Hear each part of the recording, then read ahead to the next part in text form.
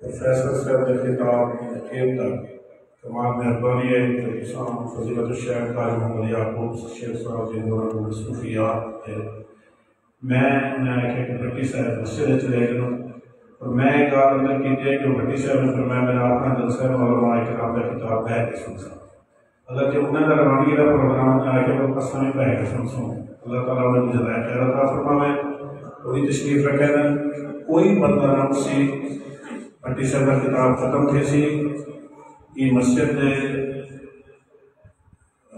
خطیب محترم اور یہ مرکز دے ذمہ دار شیخ عبدالکریم صاحب آخر دعائی فرمیسن اور شکریہ کلمات بھی آسن دعا تھی سی دعا اذان نماز پڑھ سو اور کھانا کھا جائے سو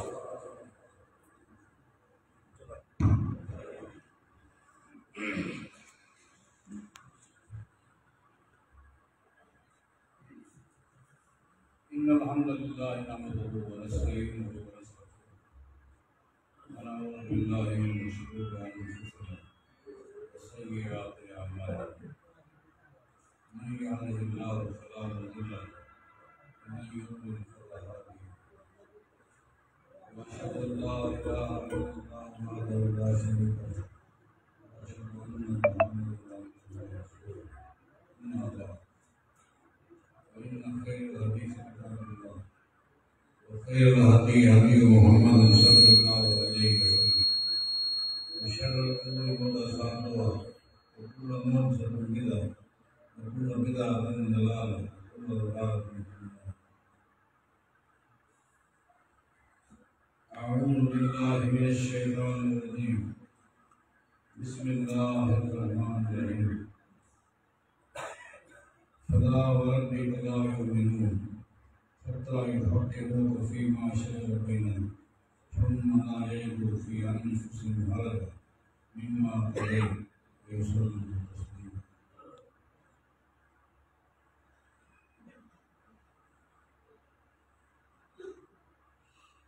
آپ کی بڑی ہمت ہے. صبح میری معلومات کے مطابق 10 بجے سے یہ پروگرام شروع ہوا ہے اور آپ نہایت ہی منہمک اور دلجمی کے ساتھ علماء کرام کے خطابات سن رہے ہیں. اللہ تعالیٰ آپ کے سمن کو آپ کے لیے گناہوں کو کفارہ بنا. میں نے آخری کلمات محترم قاری سیف اللہ صاحب حفظہ کے سنے. بڑے منہجی جملے تھے, توحید کے حوالے سے اچھی گفتگو فرما رہے تھے. ان کے بعد بغیر کسی میرے محبوب نوجوان خطیب محقق عالم دین اور آج کے دور کے عظیم مذہبی سکالر محترم قاری محمد یعقوب صاحب حفظہ اللہ تعالیٰ, اگرچہ ان کی باتیں میں نوٹ کر رہا تھا آپ کو اچھی نہیں لگ رہی تھی اس لیے کہ باتیں ہی ایسی تھیں.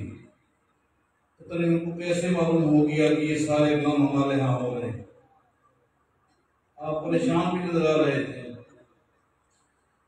کیونکہ وہ آپ کی دکھی رب پر ہاتھ رکھ کر در حقیقت آپ کے ساتھ ہمدردی فرما رہے تھے. اللہ ان کو جزائے خیر دے. بہت ہی باریک بینی کے ساتھ محبت بھرے انداز میں دل کی گہرائی سے وہ معاشرے کی اصلاح فرما رہے تھے. اللہ ان کو جزائے خیر دے.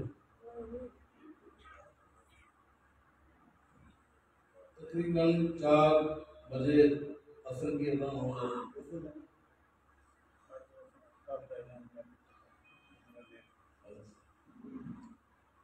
میں زیادہ وقت نہیں لوں گا.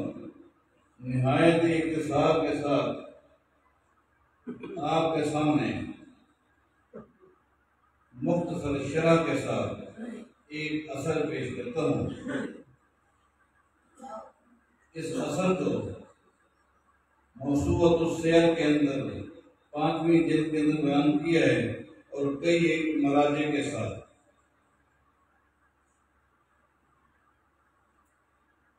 وہ اثر یہ یہ ہے کہ مسلمانوں کے دوسرے خلیفہ سیدنا عمر بن خطاب رضی اللہ عنہ اپنے دفتر میں تشریف فرما تھے۔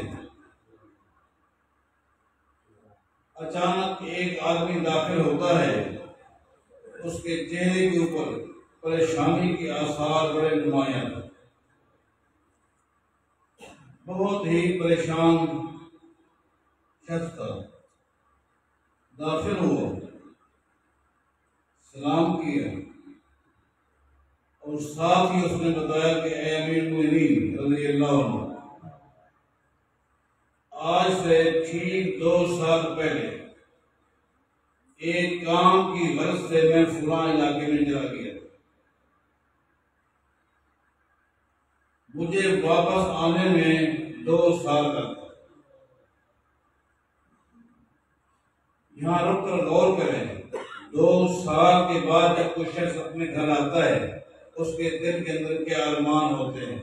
وطن جا رہا، گھر جا رہا، بیوی بچے، خاندان، علاقے والوں سے ملاقات، 2 سال کے بعد علاقہ دیکھوں گا۔ 2 سال کے بعد آج میں اپنے گھر پہنچا، جو ہی میری بیوی نے دروازہ کھولا اور میں اندر گیا، عرب کے لوگ، شیخ صاحب اسے بہتر جانتے ہیں، عرب کے لوگ بڑے حساس ہیں، ان سے بڑھ کر کوئی حساس نہیں۔ جو ہی میری نگاہ میری بیوی پہ پڑی، میں نے بیوی کو دیکھتے ہی کہا، مجھے لگتا ہے کہ تو ہم کے ساتھ۔ اس نے کہا اس میں کوئی شک ہے؟ اس میں کوئی شک ہے؟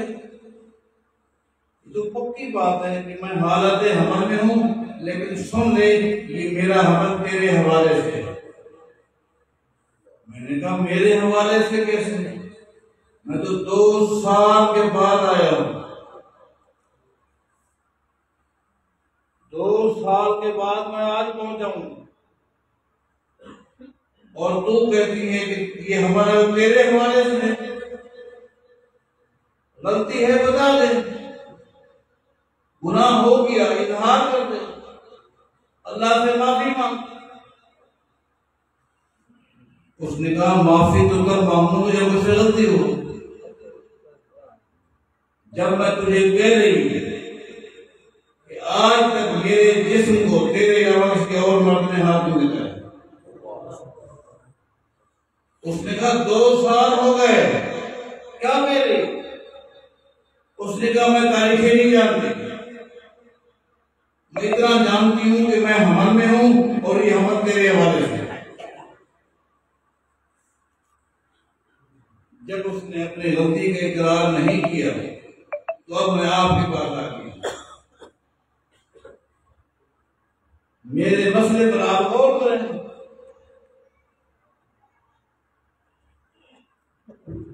سیدنا عمر رضی اللہ عنہ سوچ میں پڑ گئے،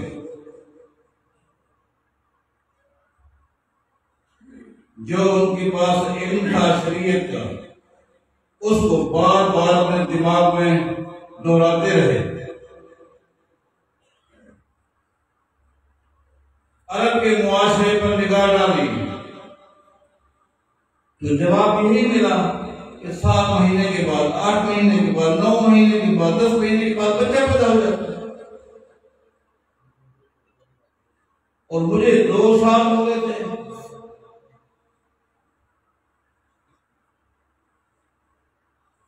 سیدنا عمر نے سوچ کر فہم عمر برجمہا،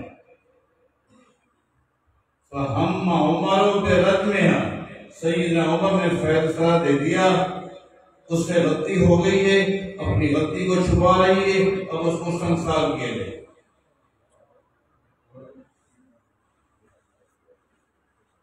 تاکہ آئندہ کسی خاتون کو اس طرح کی حرکت کی ضرورت نہ ہو، اس کو میدان میں گاڑ کر پتھروں کی بارش برسا کر اس کے وجود کو ختم کیا جائے۔ اتفاق سے اس وقت سیدنا عمر کے پاس ایک جلیل کا صحابی بیٹھے تھے، سیدنا معاذ بن جبل رضی اللہ۔ اس نے کہا مومنین، آپ نے جو فیصلہ کیا ہے وہ شریعت کے خلاف ہے، میں آپ کے فیصلے کو نہیں مانتا۔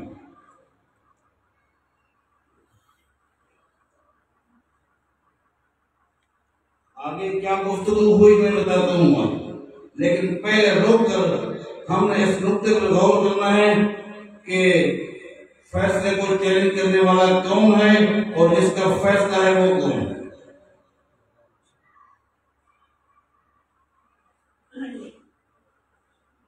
اور یہاں آپ کو روک کر کچھ باتیں بتاؤں گا۔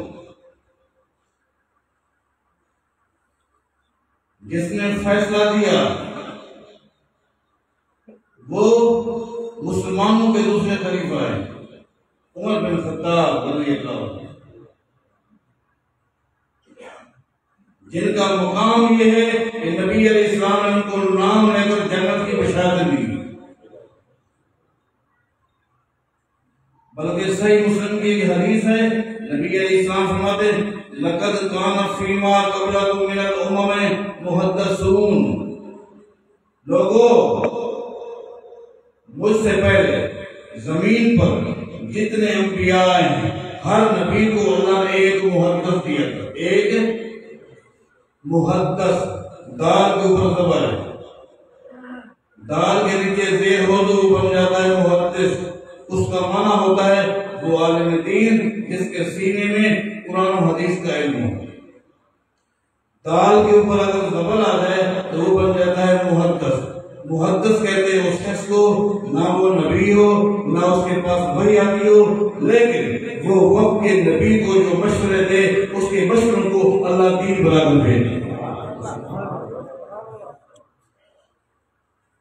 نبی علیہ السلام نے فرمایا تھا لوگوں، اللہ نے زمین پر آنے والے ہر نبی کو ایک محدث دیے، اگر میری امت میں آپ نے کسی محدث کو دیکھ رہا ہو تو اپنے خطاب کو دیکھ رہا ہو۔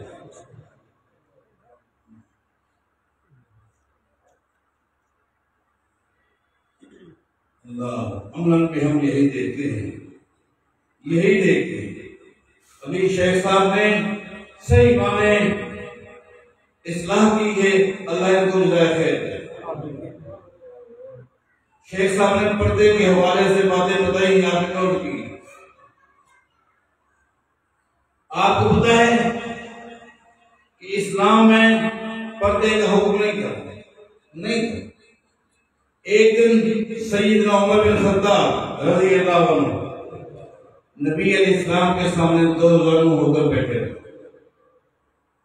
ایک عرض ہے، عمر بتاؤ کیا ہے؟ عرض کی جو جس کے گھر میں جب کرتا ہے چراغ، جو جس کے گھر میں جب چاہے بغیر پوچھے داخل ہو جاتا ہے۔ کیا خیال ہے اگر ایسے کچھ احکام بن جائیں، ایسے کچھ احکام بن جائیں، کچھ کسی کے گھر میں آنے جانے کے آداب اصول بن جائے، خواتین کے حوالے سے کچھ بات اور اچھی ہو جائے، وہ کن کے سامنے آ سکتی ہے، کن کے سامنے نہیں آ سکتی؟ مشورہ دے دے، کیا دے دے؟ عمر مشورہ دے کر فارغ ہوئے، اللہ نے قرآن نازل کیا، اس میں حکم یدنین علیہن من جلابیبہن کہ میرے پیغمبر اپنی امت کی ساری عورتوں کو پردے کا حکم دے۔ مشورہ کون دے رہے؟ اللہ اس کو کیا بنا رہا ہے؟ دین بنا رہا ہے۔ کیا بنا رہا ہے؟ اس کو کیا بولتے ہیں؟ محدث۔ کیا بولتے ہیں؟ نبی علیہ السلام کے سامنے عمر ایک دن دو ظالم ہو کر بیٹھے ہیں۔ اے اللہ کے رسول صلی اللہ علیہ وسلم، شروع میں آپ نے حکم دیا تھا کہ بیت المقدس کی طرف رخ کر کے نماز، مسلمان اس طرح نماز پڑھتے ہیں۔ اب آپ کا حکم ہے کہ بیت اللہ کی طرف رخ کر کے نماز پڑھیں۔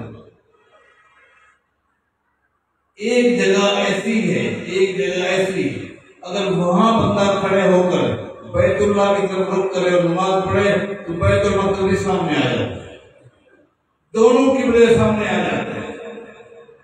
کیا خیال ہے اگر وہاں ہم نماز پڑھیں جہاں دونوں قبلے آ جائیں، یہ بھی قبلہ آ جائے وہ بھی آ جائے؟ یہ مشورہ دے دیں۔ عمر مشورہ دے کر فارغ ہوئے، اللہ نے قرآن نازل کر دیا وَاتَّخِذُوا مِن مَقَامِ إِبْرَاهِيمَ مُصَلًّى، مقام ابراہیم۔ کتنے مشورے ہیں سید عمر دے رہے ہیں، اللہ قرآن نازل کر رہا ہے، اس ہستی کے فیصلے کو چیلنج کیا جا رہا ہے۔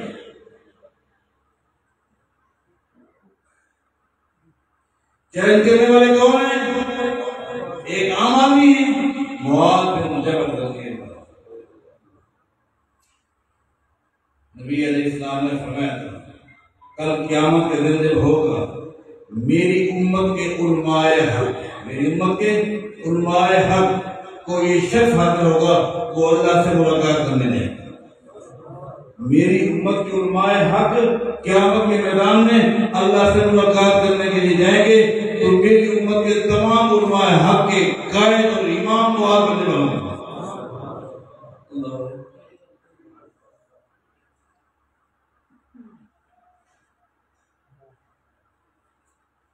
یہاں رک کر میں ایک اور بات آپ سے پوچھتا ہوں، سیدنا عمر کے بعد اس امت میں مجھے کسی ایک شخص کا نام بتاؤ، میں آپ بھائیوں سے پوچھ رہا ہوں، مجھے پتا ہے آپ سب مسلمان ہیں، اپنے آپ کو حدیث کہلاتے ہیں، دیوبندی کہلاتے ہیں، بریلوی کہلاتے ہیں، شیعہ کہلاتے ہیں، آپ سب مسلمان ہیں۔ میں آپ سب سے پوچھتا ہوں عمر بن خطاب کے بعد اس امت کا کوئی ایک بندہ بتاؤ، صحابہ کرام کے بعد اس امت کا کوئی ایک شخص بتاؤ، کوئی ایک تابعی بتاؤ، تب وہ تابعی بتاؤ، کوئی ایک امام بتاؤ، کوئی ایک محدث بتاؤ جس کا شان، جس کا مقام، جس کی عظمت عمر بن خطاب سے بتاؤ، کوئی ہے؟ اگر کسی کی نگاہ میں ہو تو آپ کھڑا کرو۔ حضرات، اگر عمر بن خطاب کے فیصلے کو، فتوے کو چیلنج کیا جا سکتا ہے تو اس امت کا کون سا وہ آدمی ہے جس کے فتوے کو، یہ فیصلے کو چیلنج نہیں کیا جائے؟ بس آج ہمارا جو اختلاف ہے وہ تو اسی نقطے پر ہم یہ کہتے ہیں اس امت کا ہر فرد صحابہ کرام سے لے کر تابعین، تبع تابعین، ائمہ دین، محدثین، اولیاء کرام، مجتہدین، یہ سب واجب الاحترام ہیں، لیکن ان سے قول میں بھی فعل میں بھی غلطی ہو سکتی ہے۔ قول میں، فعل میں اور فیصلے میں اگر غلطی سے کوئی پاک ہے تو محمد رسول اللہ۔ اصل مسئلہ یہ معصوم اور غیر معصوم میں فرق کرو۔ نبی علیہ السلام معصوم ہے، غلطی سے پاک ہے، جب ابو بکر صدیق معصوم نہیں ہے، عمر معصوم نہیں ہے، عثمان معصوم نہیں، علی معصوم نہیں رضی اللہ عنہ، جب صحابہ معصوم نہیں ہے، تابعین معصوم نہیں ہے، ان کے بعد دنیا کا وہ کون سا امام ہے، محدث ہے کہ جس کو یہ مقام دیں کہ وہ فیصلے میں بھی اور فتوے میں غلطی نہیں کر سکتا؟ کوئی ہے؟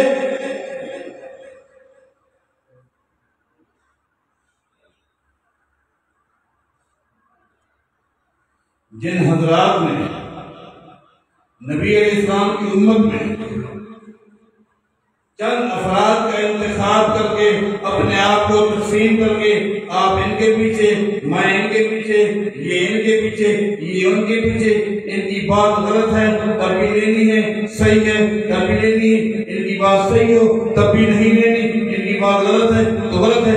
جب سے یہ تقسیم ہوئی ہے اس تقسیم میں امت کو تقسیم کر رہے ہیں۔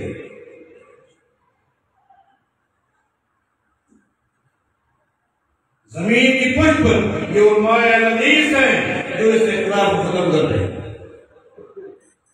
اور آپ کو بتا رہے ہیں کہ صحابہ واجب الاحترام، تابعین واجب الاحترام، محدثین واجب الاحترام، ائمہ دین واجب الاحترام، بزرگ دین اول، لیکن یہ سب واجب الاحترام ہے، واجب الاتباع محمد رسول اللہ۔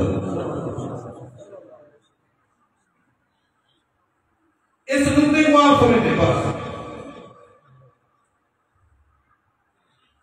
اصل اختلاف یہ اختلاف نہیں ہے کہ ہاتھ آپ کہاں مانتے ہیں، آپ سینے پر ہاتھ مانتے ہیں، آپ ہمارے بھائی، آپ ناف کے نیچے مانتے ہیں، ٹھیک ہے، آپ نہ مانتے تب بھی آپ ہمارے ساتھ ہیں، لیکن پہلے فکر کو صحیح بنا رہے ہیں، عقیدہ صحیح بنا رہے ہیں۔ عقیدہ یہ ہو غلطی سے پاک، قول میں، فعل میں، رائے میں، مشورے میں، فیصلے میں صرف آمنہ کے لال مکے کے دبئی محمد رسول اللہ، اور نبی علیہ السلام کے بعد کوئی معصوم میں اقتدار نہیں۔ واپس آئی سیدنا معاذ بن جبل نے چیلنج کر دیا۔ چیلنج میں کیا کہا یا امیر المؤمنین لیس لک سبیل علی ما فی بطنہ، امیر المؤمنین آپ نے جس عورت کے لیے آرڈیننس جاری کر دی ہے اس کو سنسار کرو۔ میں آپ سے پوچھتا ہوں اس عورت کے پیٹ میں جو بچہ ہے جب اس کی ماں کو سنسار کیا جائے گا، جس طرح وہ مرے گی بچہ مر جائے گا، مجھے بچے کی غلطی بتا دے۔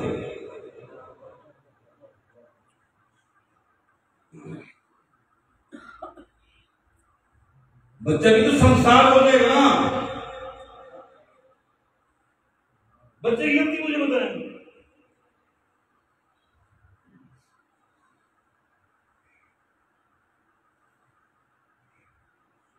فترکھا عمر، سیدنا عمر نے پوچھا معاذ کیا ہونا چاہیے؟ فرمایا اگر آپ نے عورت کو سنسار کرنا بھی ہے، اگر آپ یہ سمجھتے ہیں اس سے غلطی ہوئی ہے، معاذ نہیں سمجھتا، اگر آپ یہ سمجھتے ہیں کہ غلطی ہو گئی ہے اس سے سنسار کرنا ہے تو وضع حمل کی انتظار کرو۔ جب وضع حمل ہو جائے تو اس کے بعد فیصلہ کرنا کیا کرنا ہے۔ سیدنا عمر نے اس شخص سے کہا معاذ کا مشورہ بالکل بہتر ہے، تو بھی واپس گھر جا، انتظار کر، بچے کی جب ولادت ہو جائے تو پھر میرے پاس آنا۔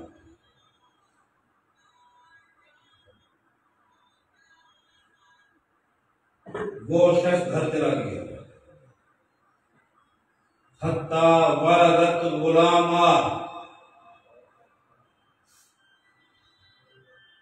ایک وقت آیا کہ بچے کے ہاں یعنی اس شخص کے ہاں بچہ پیدا ہو گیا، لڑکا پیدا ہو گیا۔ وہ شخص دوڑتا ہوا سیدنا عمر کے پاس آیا، اس نے کہا دو باتیں بتائیں، ایک یہ ہے کہ میرے ہاں بچہ پیدا ہوا ہے، وَعَرَفَ زَوْجُهَا شِبْهَ بِهِ، پہلی بات یہ جو بچہ میرے گھر پیدا ہوا ہے 100% میری شکل ہے۔ آگے کیا کہا وَنَبَتَتْ ثَنَايَا، اے مومنین میرے گھر جو بچہ پیدا ہوا ہے ایک تو میری ہم شکل ہے، دوسری بات یہ وہ بچہ اتنے دنوں کا ہے کہ اس کے دانت بھی آ چکے ہیں، اتنے دنوں کا بچہ تھا، پیٹ میں کھڑا رہا، سارے پاس آدم کے بعد کھڑے سکا کرے، ڈاکٹر صاحب نے سکا کرے تو ہن ساوا تھی گئی، دانت بھی آ چکے۔ یہ سن کر سیدنا عمر نے دو باتیں کہی، دو بات۔ پہلی بات سنائی حاکمۃ النساء ان یلدن مثل المواد، حاکمۃ النساء ان یلدن مثل المواد۔ لوگوں، کتنی عورتیں ہیں جو بانجھ ہو گئی ہیں بیٹھے بیٹھے اس انتظار میں کہ ہو سکتا ہے اللہ میری گودی میں بھی، میری جھولی میں بھی مواد جیسا کوئی ہیر یا لال یا موتی ڈال دے۔ آگے فرماتے ہیں لولا معاذ لہلک عمر، اے نوجوان جس دن تو آیا تھا اپنی بیوی کے بارے، اس دن معاذ بیٹھا تھا۔ اگر اس دن معاذ نہ بیٹھا ہوتا تو جو میں نے فیصلہ دیا تھا آج عمر جہنم کا ایندھن بن چکا ہوگا۔ میرے بھائیوں، میرے دوستوں، میری بہنوں، یہ ایک اصل تھی جو میں نے آپ کو سنائی ہے، یہ اپنے آپ کو اور آپ کو سمجھانے کے کہ غلطی ہو سکتی ہے، فیل میں بھی، فیصلے میں بھی، اور جس سے غلطی کے امکانات ہوتے ہیں اس کی بات دین نہیں ہوتی، دین اس کی بات ہوتی ہے جس میں غلطی کے امکانات نہیں ہوتے، اور یہ حق محمد رسول اللہ کا ہے، انہیں کی اتباع کرنی ہے، اور یہی محمد رسول اللہ کا معنی ہے جو بھی میں نے آتے ہوئے سنا۔ اللہ ہمیں اپنے پیغمبر کی کما حق اتباع کی توفیق عطا فرمائے۔ اقول قولی ھذا وآخر دعوانا الحمد للہ۔